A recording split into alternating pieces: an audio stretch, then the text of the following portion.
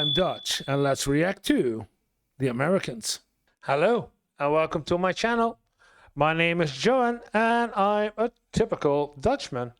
And if you're planning to come over to Europe for your holidays, or maybe to permanently live here, or if you're wondering why is in America everything so expensive in comparison with Europe, then you are at the right place, because I am looking at videos and reactive videos about life and living in America versus a life and living in Europe and the cost of. And for today, we're going to take a look at food from Evan Edinger. I did some videos already from him, so I already subscribed to his channel. I want to like this one. Europe banned these American foods, and here is why. Banned food in Europe from America. Okay, let's see which food is been banned and why. Yeah, Evan, let's go. Honey Bunches of Oats is my favorite cereal of all time. I even said so in my British versus American cereal tier list video I made somewhere above the screen. But did you know, it's actually banned for sale in the UK because of its carcinogenic additives? This is how I pour milk. It's real good though. So today we're going to be looking at a lot of foods that are enjoyed in the States but are outright banned in the UK and EU for various reasons. And in a couple weeks I'm going to be doing a part 2 to this where we look at the vice versa there, the EU foods that are banned in the US. So be sure to subscribe, okay? It'll be coming soon. Or ring my bell. Actually, speaking of bells, cowbells. The first item on our list today is milk, or rather what they put into milk in the US. Recombinant somatotropin, RBST, also previously... What? Recombinant somatotropin, RBST, also previously called bovine growth hormone, or RBGA, is a genetically engineered hormone injected into dairy cows to increase milk production. Okay. used to be called bovine growth hormone, is a genetically engineered hormone injected into dairy cows to increase the means of milk production. Now, if you are an American, I'm assuming you've heard of bovine growth hormone at some point in your life. I know growing up, my mom would tell me that girls were getting to puberty earlier and earlier because of all the hormones that they're pumping into the cows, which is coming out in the milk. Now, that actually was fully a myth, and there's no science to substantiate that. And in fact, the RBST that is put into cows, in American cows at least, has no scientific backing to prove that it has any negative repercussions on humans at all. However, that didn't stop the EU and UK following up with banning its sale of milk from RBST cows anywhere within their bounds because of the effect it has on the cows themselves. EU commissions that did studies on RBST in cows found that the quality of life of cows given the hormone was drastically worse than cows that were not. If you think about it, their udders are just getting so much more full than they're meant to, weighing them down, being uncomfortable. It is a bit of a contentious issue, especially with the whole got milk lobby in the States really trying to push its way into EU markets, but the EU being very firm. There are some reports in the 90s that were purporting this to just be... So it's about animal welfare that they banned it. Because I know our cows also produce much more milk nowadays than they did, for example, 15 years ago. A complete trade war economic type of thing, and that the EU made things up. But at the end of the day, the US's FDA, or Food and Drug Administration, have stated that food products made from RBST treated cows are safe for human consumption, and no statistically significant difference exists between milk derived from RBST treated cows and non. And there's yet to be a conclusive study disproving that. Now, despite this being a worse experience for the cows in the States that are given this hormone, you might be wondering, well, why do they do it anyway? Well, the answer's kind of easy. The average cow injected with RBST nets the farmer an extra $15.88 in profit. That's per cow. Got a milk. An extra $15.88 per cow per day, I guess. For all they're worth. No bull. Next up, everybody's favorite gamer soda, Mountain Dew. Everybody knows Mountain Dew, right? It's like the super punchy, citrusy flavored soda that you're probably thinking, wait a minute, that's not banned in the EU. I've seen that. Well, you see, the original recipe for Mountain Dew included BVO, which caused it to be banned. Mountain Dew containing brominated vegetable oil. banned by both the EU and Japan because BVO, or brominated vegetable oil, contains bromine. What's wrong with bromine? That's usually what I say when someone tries to take my Mountain Dew. Bro! Mine! Well, bromine is an element that, when it builds up in the body, has a very high potential to, I don't know, cause you skin damage, memory loss, nerve damage. That's the main reason why it's banned in Japan and the EU. And so, Mountain Dew is banned in Japan and in the EU. Oh, by the way, I see a comment right down here from David Harper, UK. He says, EU proof it is safe, and in the US proof it's not dangerous. Oh, you need to prove it's dangerous, so yeah. was like, we'll fix this recipe for you guys since you don't want nerve damage. The thing about BVO is that it was sensationally referred to as the thing that is in brominated flame retardant, just because that really spreads with Facebook moms. You know, like, oh my God, flame retardant in my child's drink? But the main problem that we had in our household with Mountain Dew was any one of us had any Mountain Dew, we would be bouncing off the walls. The amount of sugar and caffeine in that stuff, boom. Sure, large amounts of BVO can cause birth defects in newborns, but when used in a soda, it helps all the oil flavorings not dissolve, so that way they can separate and give you a nice in your mouth. And in your womb, I guess. But if you are an American connoisseur... Okay, I tried to react to all of this, but he's doing a pretty good job. Wow. Of the Mountain Dew or the fabled Baja Blast, don't worry, it's not in the recipe anymore, so for the most part, you're fine. All I do know is it's not illegal, and the FDA says it's okay. Now let's just have a look at the Walmart brand Mountain Dew and... Now this next one might ruffle a few feathers, but you might not know this. Chickens in the US are chlorinated. Yeah, I did a video about it, what, 2 days ago? So somebody complained that the chickens in Europe weren't washed with chlorine. Okay. That means they are washed with a chlorine bath to prevent the spread of salmonella and such before you all eat your lovely chicken. Now, this is absolutely banned in the UK, the EU, and many other countries who don't think we should be eating things that have been washed with chlorine. That being said, the main reason isn't probably what you're thinking. It's actually because, according to the EU law, they felt that by just using a quick chlorine bath, it's kind of cutting corners and allowing for farmers to basically not care about their entire production line and just go, we'll fix it in post, essentially. We'll just have really, really dirty, unhealthy, unsanitary farms and then just wash it all away with chlorine. They went, we're not going to allow that. We'd rather you actually have a good, healthy, safety production line rather than just bandage it. I'm sure at this point you've seen those gruesome images of chickens in incredibly small pens with nowhere to go, really dirty living space. Well, the whole point of this law isn't necessarily to protect humans from chlorine, but to make sure that that is much less likely to happen, to have these really unsanitary living spaces for the animals. Whereas in the US, it doesn't really matter how the chickens are raised, how they're stored, how they're butchered. As long as you wash it with a bit of chlorine, everything's kind of okay. I don't really know. Okay, I didn't know this. Again, so we started with the cow milk and now the chicken. So healthcare, not healthcare, but the welfare of animals are a part of good practice in farms. So the farmers do take care of their animals in a good, decent way, and not only because they have to, but they want to, and that's pump up the production, of course. But yeah, if this is in America the rule that we don't care how these animals live as long as we get our money, I can understand that we in Europe do something else.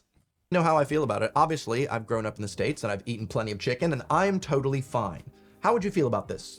Like I said, I don't think it has anything to do with human health as much as just making sure your production line is up to scratch. Chicken scratch. As a fun fact, a big post-Brexit fear was that because of the supply chain issues that Brexit would cause, the UK would then have to start relying on chlorinated chicken, and a huge amount of people in the UK were very much against this. However, that was one of the very, very, very few Brexit fears that actually didn't come to fruition. So there's that. We do not use chlorinated chicken. Yeah, I'm happy to. Not because of the salmonella. Although by regular we have something like some diseases spreading out through Europe or the Netherlands, and then we get all kinds of restrictions for trucks to drive in, and they need to be decontaminated and do all special stuff, and entire chicken farms or pig farms or whatever, all pigs are killed because of, or all chickens are out because of. Yeah, it happens now and then, so it's not that we are all without blame, but yeah. It's just everything else that went wrong. Ractopamine. Now, this next one isn't just banned in the UK, the EU, Japan. No, it's actually banned in 160 countries. That's over 3/4 of the known world, as if there's an unknown world. However, the US is standing true, saying, it's totally fine. We're gonna put ractopamine in our pork, 40 to 60%. What is ractopamine? But it hasn't stopped the US pork industry from feeding it to estimated 60% to 80% of American pigs to rapidly boost growth rates. If you buy pork at your local supermarket, chances are that it came from ractopamine-treated pigs. Again, healthcare and welfare of the pigs. Of pigs farmed in the US have ractopamine, a drug that enhances the lean muscle mass of the animals. There are definitely some serious questions about the safety of ractopamine, whose only use originally was to treat people with asthma until it was found out that it increased the production of animals that we went, let's just put it in some piggies. The National Pork Producers Council of the states have been lobbying the EU like mad, demanding that all food, health, and safety concerns be completely dismissed because, well, profits. Yeah. Those pigs with It's profit, I guess. Again, capitalism. ractopamine bring home quite the bacon. But the EFSA, or European Food Safety Authority, have said that the use of ractopamine in pigs has a very large chance of creating downer pigs. Downer pigs are essentially pigs that have been engorged with this lean muscle mass to the point where they can no longer even stand. Their point basically meaning that this is incredibly cruel to the pigs. Also, ractopamine has shown to have catastrophic effects on the human cardiovascular system, as well as increase your anxiety levels. Some US pork producers have begun phasing out the use of the drug, but like 160 countries. Like, the US FDA has got to be sitting there like, yeah, okay. Like this comment started with, yeah, EU proof it's safe, US proof it is dangerous, yeah, then we will ban it. am I out of touch? No, it's the 160 other countries that are wrong. Or rather, well, these pork lobbyists have given me quite a lot of money, so I think it's kind of fine. So we've had milk, we've had chicken, we've had pork. What is next? Bread? All right, get ready for this, because bread sold in the States contains potassium bromate. And listen, it's not your bromate. In fact, potassium bromate is used in the bread making process in the States because it helps bread rise faster, higher, and makes bread manufacturers quite a lot of dough. Yeah, again, capitalism. If we can boost up to produce and we can make more with less, yeah, we do it. But it's also heavily linked to cancer, nervous system damage, and kidney damage. And in the States, it's in pretty much all foodstuffs. Bagels, bread rolls, breadcrumbs, you name it. While it is completely banned in the UK and EU, in which our bread doesn't taste like sugar. I'm gonna be real sad to find out that the Cheesecake Factory bread has this stuff in it, because that bread, I don't care if you say it's sweet, it's delicious. Now, not all bread products in the States contain potassium bromate. For those products that don't contain it, there are worse things, like something I'm not Don't have worse things. Okay. going to be able to pronounce. For instance, like Pillsbury breadsticks, a lot of the nice little bun things you can get in the freezer aisle at Walmart, like Jimmy Dean sandwiches, breakfast rolls, and such. They contain azodicarbonamide, which is a chemical compound found in yoga mats, as well as shoe soles. Yummy! Makes it extra spongy. The reason why so many US manufacturers use azodicarbonamide is that it makes the bread stuff look a lot whiter. Yeah, both in bread and cereal flour, it's used as a whitening agent and dough conditioner. While the FDA You need white bread to be white. Yeah. We prefer, and I prefer dark bread or even darker bread because it's more healthy, it has more flavor in its taste, and it's, yeah, better.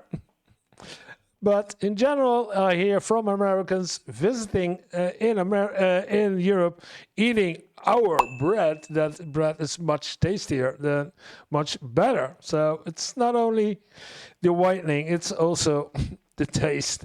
thinks it's totally fine to add this chemical compound to basically any bread product under the sun. It is banned in Europe, Singapore, and many other countries for its heavy link to respiratory problems as well as other health issues. And in Singapore specifically, if you're caught using this substance in any of your manufacturing process, you're jailed for 15 years and a fine of up to $450,000. So, But I'm sure it's fine. Even Australia, who's usually pretty chill about a lot of things, do not use azote carbonamide. Don't do it. Finally, we've gotten to my favorite cereal. A lot of cereals in the States use BHT, which is a flavor enhancer. Now, I've got no problem with most flavor enhancers. Heck, I love me some monosodium glutamate, okay? Throw a little bit of MSG and everything. Mwah. But BHT, well, it's a little different. See, it's put in a lot of these cereals and things to enhance the flavors, and it only comes with mild side effects of decreasing your testosterone count and decreasing the quality of your sperm. But also, there have been numerous studies decreasing the quality of your sperm. Both BHA and BHT were weak inhibitors of the DHT. Oh man, this is science. There were no effects on the androgen-dependent accessory organs weight in 51-day-old castrated males. to prove that BHT is an endocrine disruptor, so it actually has way more effects than that. Is it really making the food taste that much better? For me to have less sperm? Yeah, it's delicious. Oh no, what's it got in it? But it does lower your sperm count. BHT is used in a lot of these cereals because it just gives you that little bit of a fresh feeling in the box. They actually line the bags with BHT, so it's just a bit fresher for a bit longer.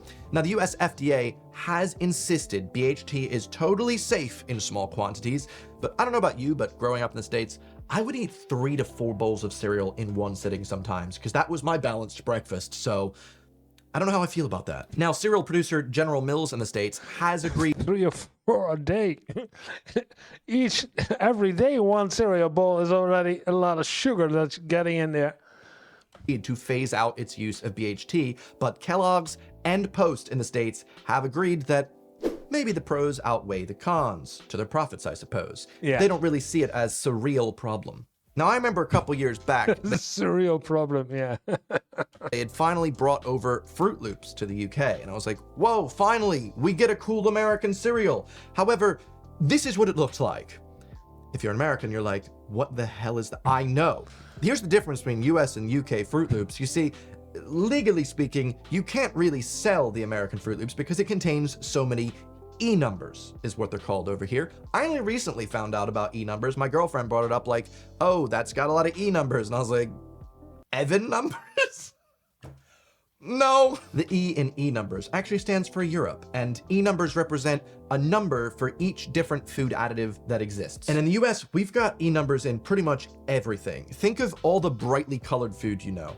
That's some E-numbers right there. In 2007, Yeah, like we had somewhere, but the bright, more red like tomato ketchup versus European tomato ketchup with, yeah, it's not fluorescent red.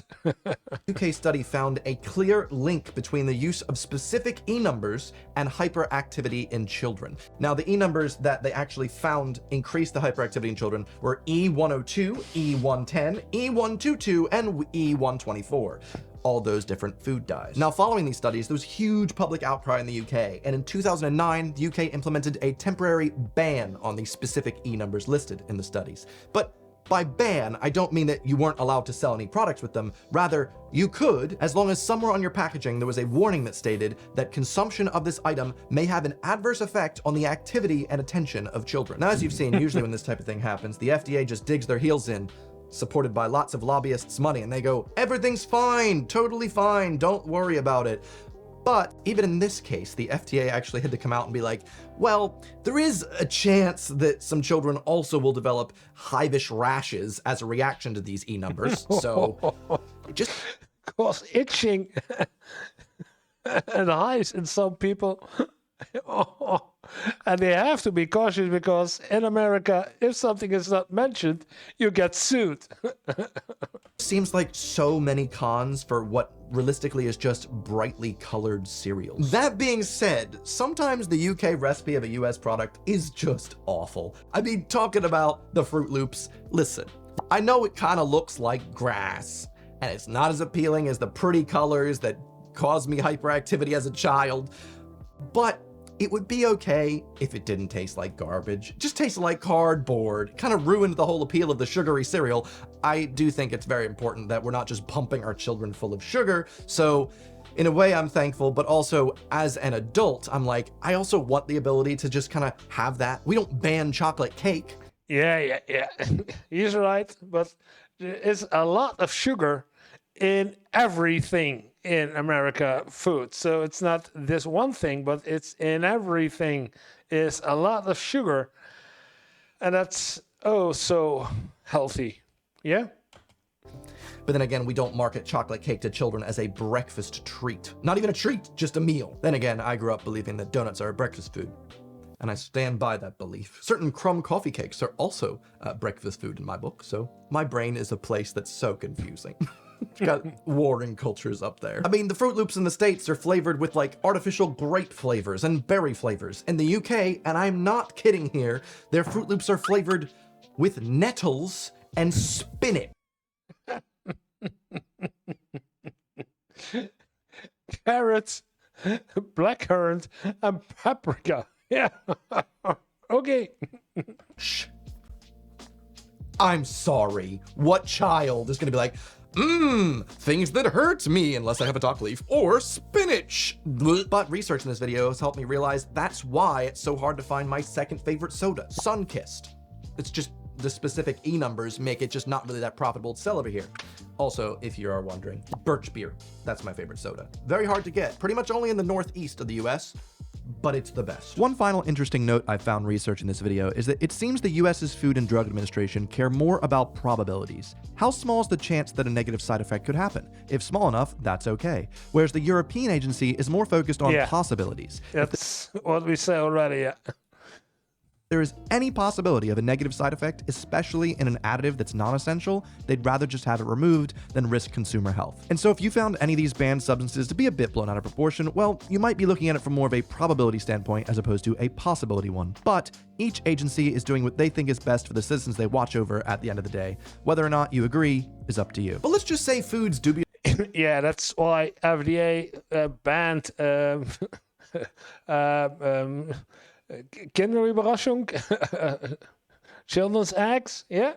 Banned in other countries is your passion. Well, why not tell the world about it by making a blog using today's video sponsor, Squarespace. Squarespace, of course, is your all-in-one ticket to an easy-to-build, professional-looking website. Okay. Start yourself a food blog using some of Squarespace's many sleek-looking templates, and then eventually open up shop. Make a little shop page to sell people your recommendations. And with the ability to easily build yourself a mailing list, as well as loads of other tools to help market your business, you are sure to find success. And if you'd like to sign up to create a website of your very own, sign up today using squarespace.com/Evan, or use code EvanEdiger at checkout to get 10% off your 1-year plan and a whole month for free. So you might as well just try it out. Give it a shot. Anyway, thank you very much to Squarespace for sponsoring, and let's wrap this up. As much as I loved a lot of the foods that I grew up eating in the States, my view on everything is a bit more nuanced these days. I'm a strong believer in bodily autonomy and that everybody as an adult should have the right to put whatever they want into their body. It's your body, do what you want.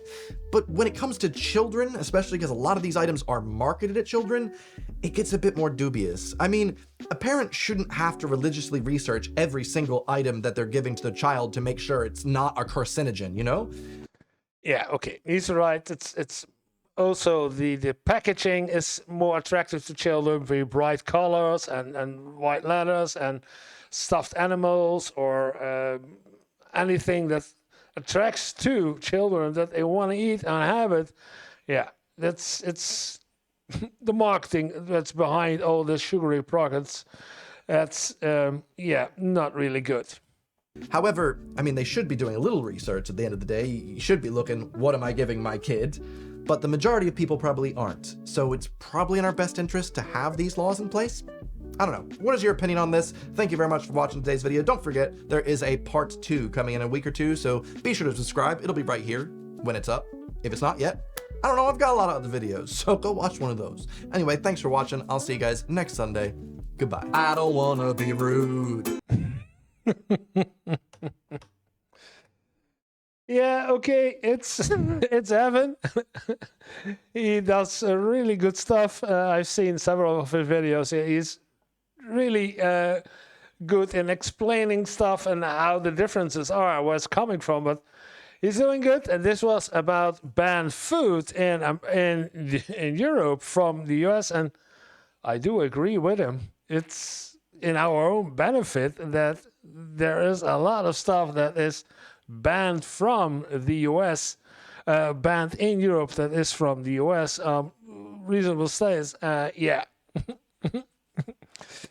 I agree. I rather have less choices at the supermarket if I know that the choices that are there are more safe, especially when we're talking about chicken and cows and pigs. Yeah, it's better. So I love it here, and yeah, I hope you liked the video. If you did, then press like. And if you want to see more of my videos, then this is a good point to start with. And if you want to like the subscribe button, it's down there. And I will thank you for watching this video together with me, and see you in the next video.